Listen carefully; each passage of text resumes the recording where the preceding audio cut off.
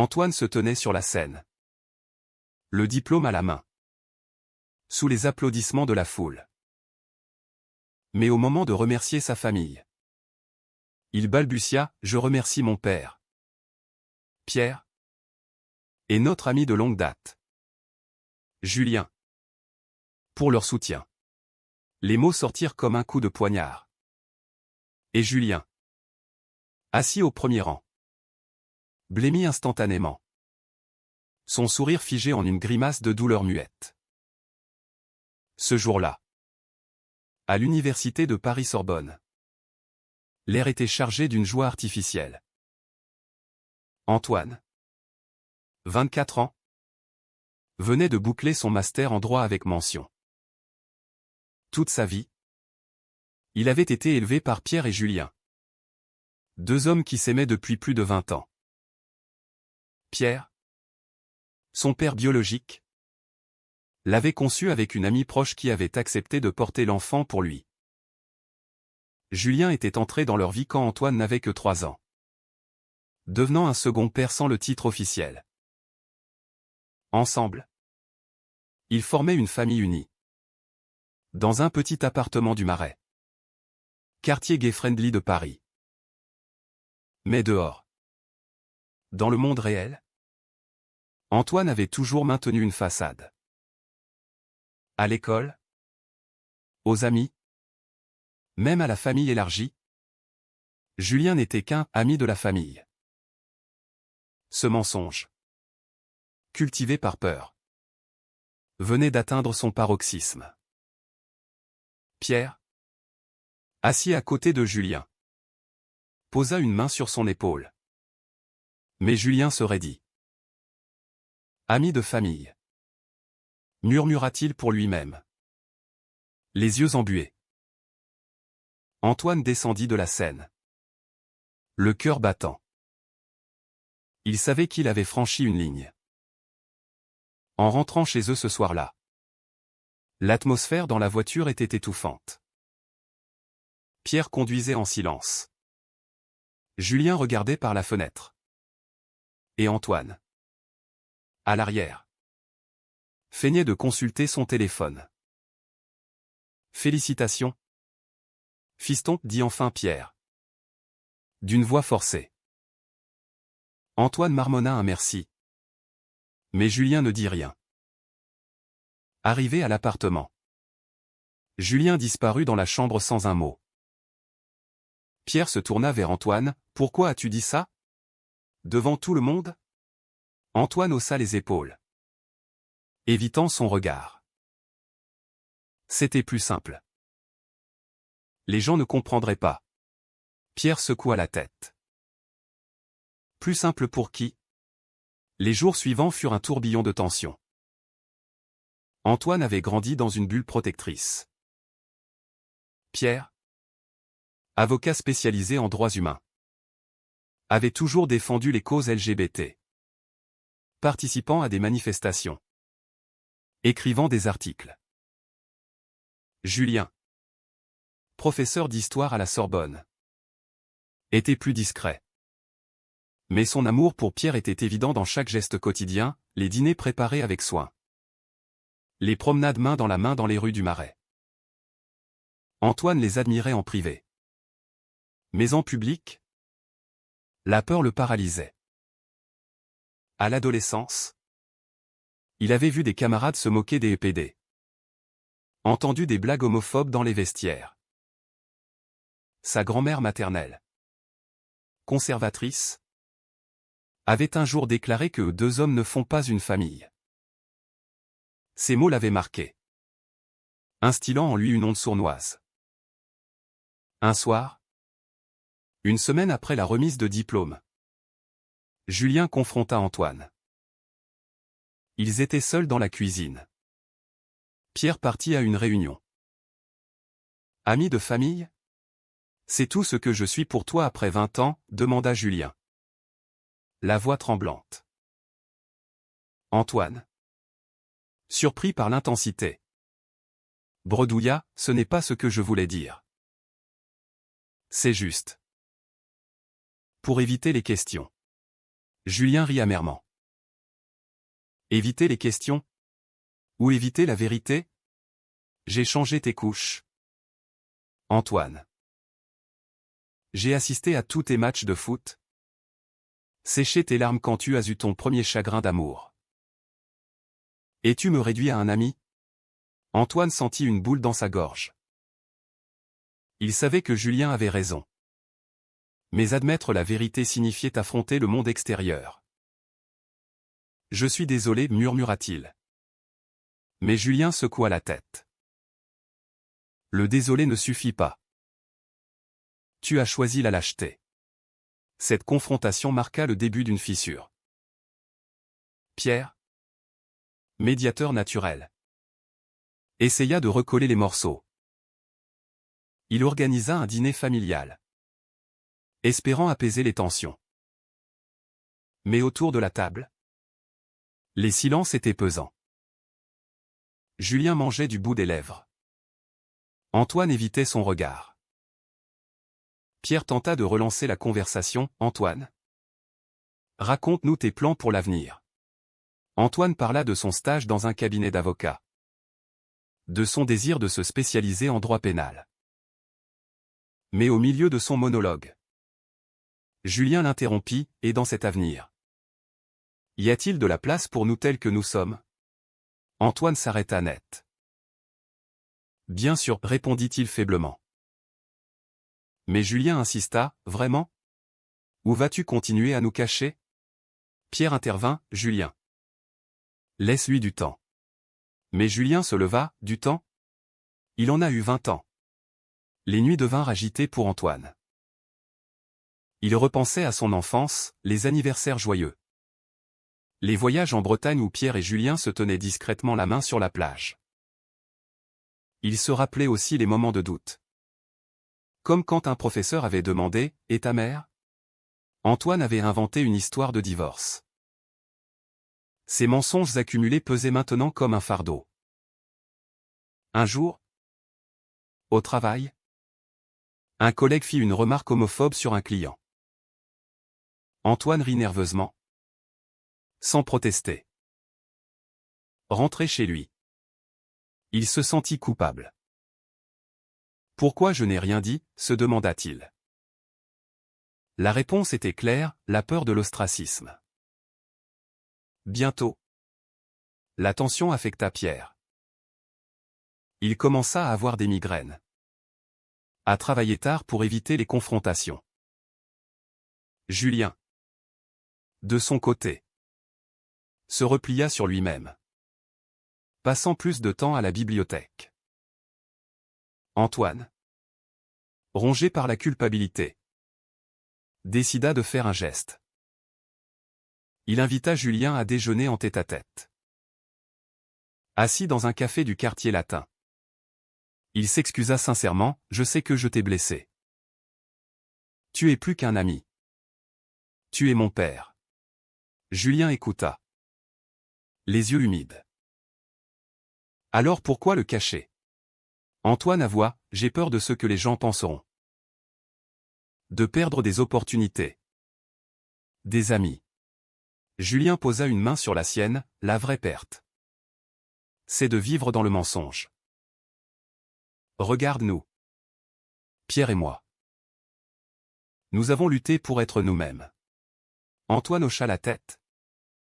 Mais au fond, le doute persistait. Cette conversation sembla apaiser les choses temporairement. La famille reprit ses routines.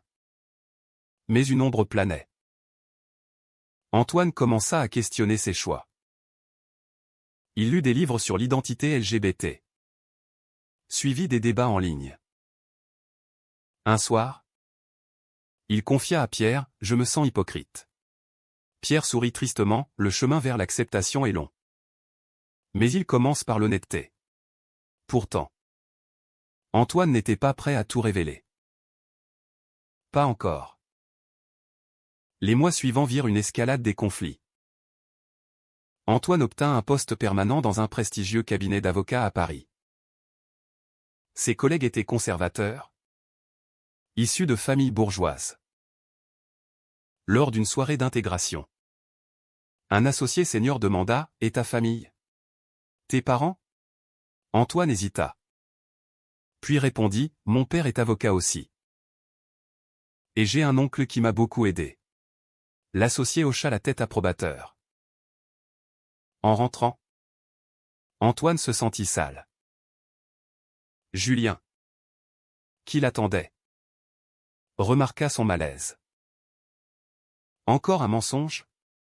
Antoine explosa, « Qu'est-ce que tu veux que je dise? Que j'ai deux pères? Il me regarderait de travers. » Julien répliqua, « Et alors?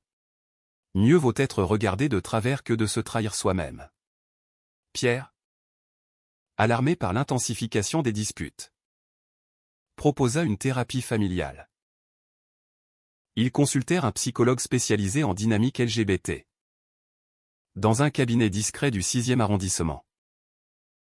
Lors de la première session, Antoine exposa ses peurs, la société n'est pas prête.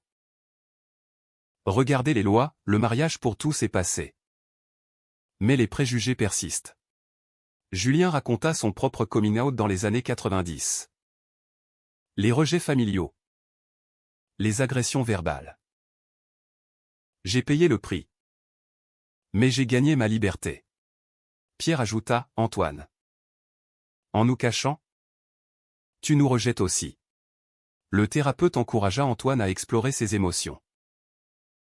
Qu'est-ce qui te terrifie vraiment? Antoine admit, perdre mon identité.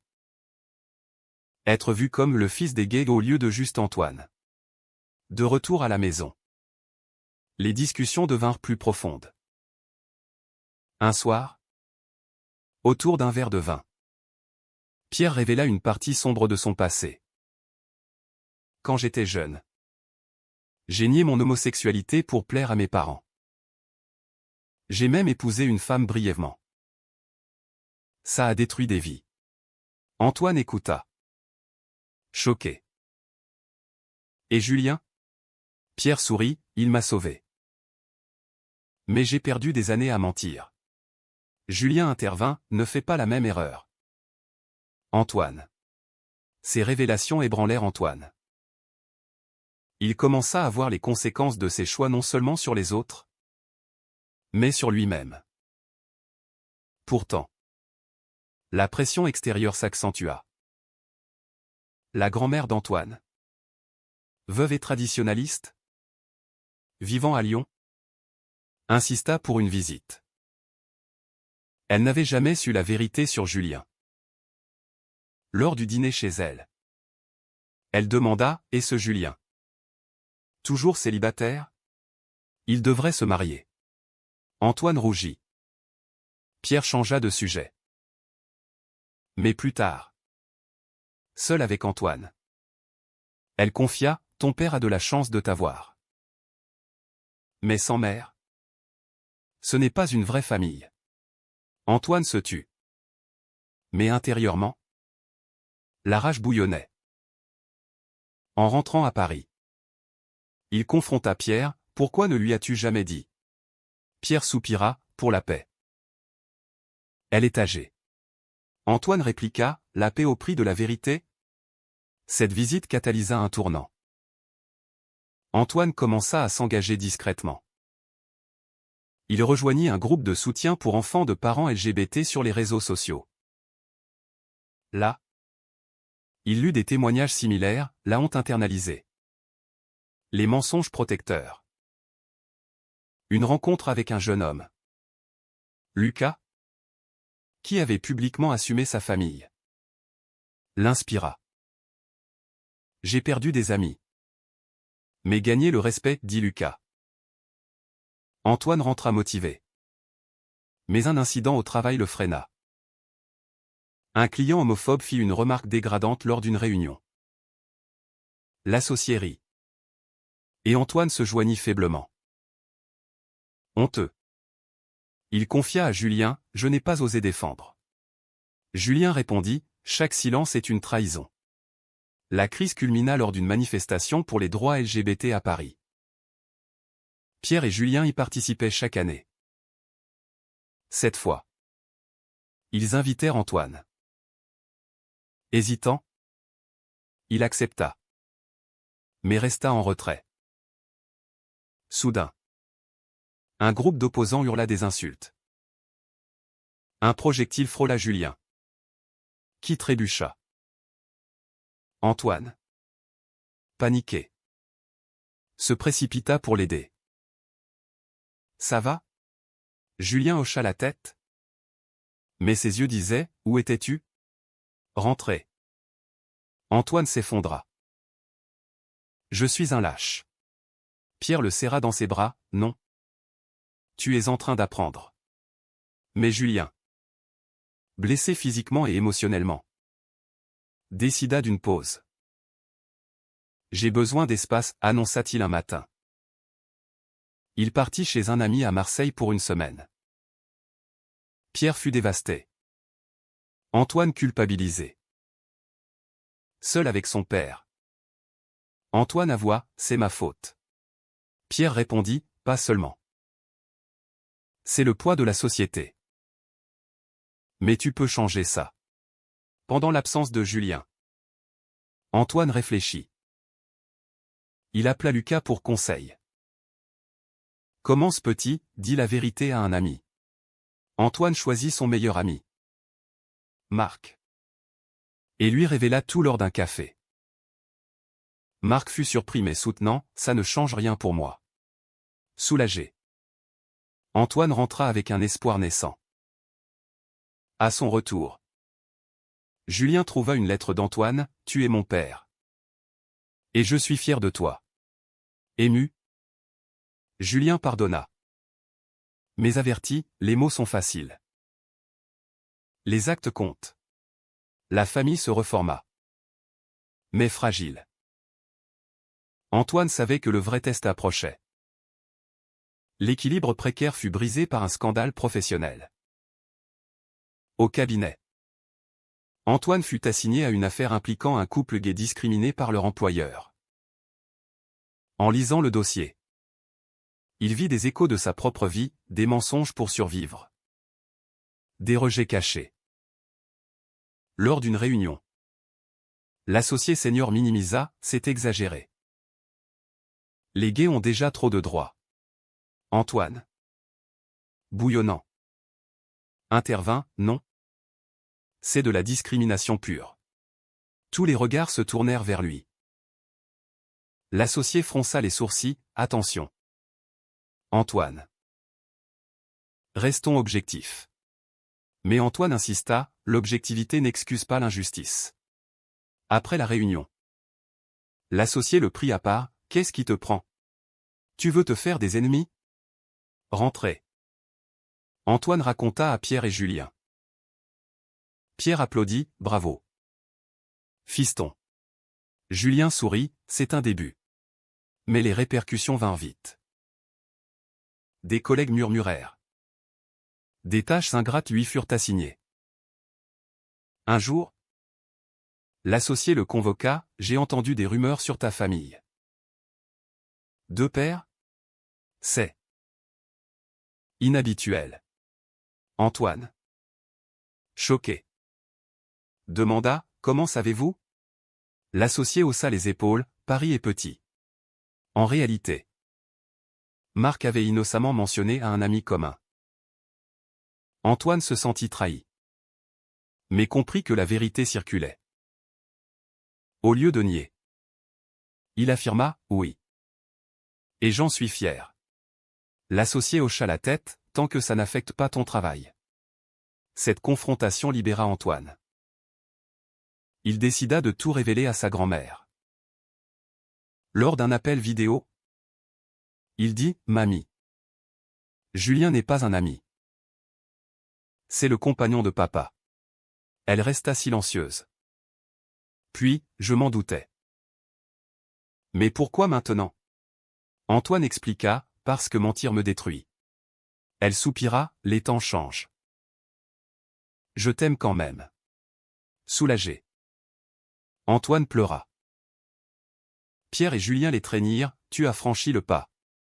Mais la joie fut courte. Julien reçut une promotion à l'université. Mais avec des ragots sur sa vie privée. Un collègue conservateur le harcela subtilement. Julien, fatigué, confia à Pierre, peut-être qu'on devrait déménager. Pierre refusa, non. On reste et on lutte. Antoine, témoin, se sentit responsable. Pour aider. Il organisa une soirée avec des amis, présentant ouvertement sa famille. La plupart réagirent bien. Mais un conservateur partit tôt. Antoine haussa les épaules, tant pis. La tension culmina lors d'un dîner de famille élargi. La grand-mère invita tous à Lyon. Là, face à des oncles et tantes, Antoine prit la parole, je veux clarifier, Pierre et Julien sont mes pères. Un silence tomba. Un oncle explosa, c'est contre nature. Une tante défendit, l'amour est l'amour. Le débat s'enflamma, divisant la famille. Pierre intervint calmement, nous existons. Que vous l'acceptiez ou non. Julien ajouta, et Antoine a le courage de le dire. La grand-mère trancha, assez. C'est ma famille. Certains partirent fâchés. D'autres restèrent. Antoine, épuisé, rentra à Paris avec un sentiment mitigé, victoire personnelle. Mais perte collatérale. De retour, les choses s'améliorèrent lentement. Antoine gagna du respect au travail pour son intégrité. Il s'engagea plus dans la communauté LGBT, participant à des ateliers. Julien et Pierre, fiers, virent leurs liens se renforcer. Mais un soir, Julien avoua, j'ai failli partir pour de bon. Antoine s'excusa à nouveau, je ne recommencerai pas. Julien sourit, je sais. Pourtant, un nouveau défi surgit. Antoine rencontra un homme. Thomas. Lors d'un événement. Attirés l'un par l'autre, ils commencèrent à sortir. Thomas était ouvertement gay, forçant Antoine à affronter ses propres attirances refoulées. Suis-je hétéro, se demanda-t-il. Les doutes l'assaillirent, mélangeant ses luttes familiales à une crise personnelle. La relation avec Thomas évolua rapidement, révélant à Antoine des sentiments qu'il avait ignorés. Lors d'un dîner romantique à Montmartre, Thomas demanda, et toi? As-tu déjà aimé un homme? Antoine hésita. Puis avoua, peut-être. Je n'y ai jamais pensé. Thomas sourit, il n'est jamais trop tard. Cette nuit-là, Antoine rentra troublé. Il confia à Pierre, je crois que je suis bisexuel. Pierre l'embrassa sur le front, peu importe. Tant que tu es toi-même. Julien ajouta, bienvenue dans le club des questionneurs. Mais cette révélation compliqua tout. Au travail, des rumeurs sur sa sexualité circulèrent, affectant ses promotions. Un client refusa de le voir, je préfère quelqu'un de traditionnel. L'associé haussa les épaules, c'est le business. Antoine, furieux, envisagea de démissionner. Pierre le conseilla, batte-toi de l'intérieur. Antoine porta plainte interne pour discrimination, déclenchant une enquête. Le cabinet, sous pression, promit des changements. Mais Antoine paya le prix, isolation, stress. Parallèlement, la famille affronta une crise médicale. Pierre eut un malaise cardiaque, hospitalisé à l'hôpital Cochin. Julien veilla à son chevet. Antoine accourut. Dans la chambre, Pierre murmura, ne regrette rien. Julien pleura, on a vécu pleinement. Antoine, réalisant la fragilité de la vie. Promis, je ne cacherai plus rien.